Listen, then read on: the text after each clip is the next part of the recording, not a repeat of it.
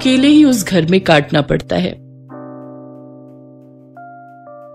ये कहानी है सुभद्रा की। सुभद्रा गांव में रहती है और उसका बेटा अखिल शहर में। वो वहां एक मल्टीनेशनल कंपनी में जॉब करता है। सुभद्रा का बेटा अखिल अचानक से शहर से उससे मिलने गांव आया था। बेटे को देखकर वो बहुत खुश हुई और फिर से वही शिकायतें उसकी शुरू हो गई जो हर माँ की होती हैं।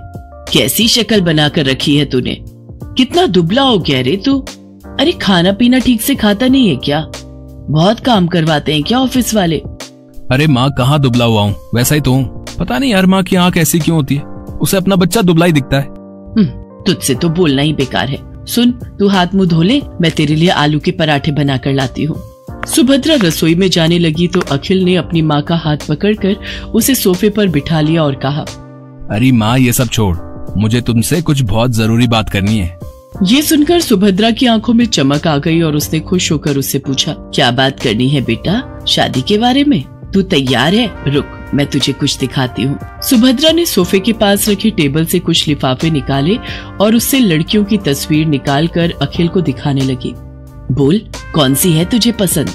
अखिल ने उन तस्वीरों को बेमन से देखा और माँ से कहा, माँ मुझे इनमें से कोई भी पसंद नहीं है।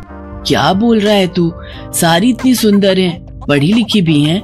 तब अखिल ने अपनी माँ से जो बात कही उसे सुनकर उनके चेहरे पर चमक आ गई।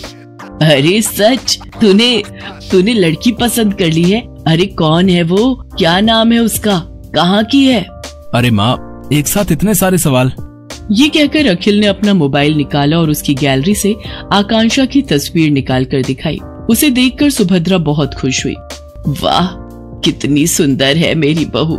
मैं बहुत खुश हूँ बेटा, बहुत खुश। अखिल और आकांक्षा की शादी हो गई।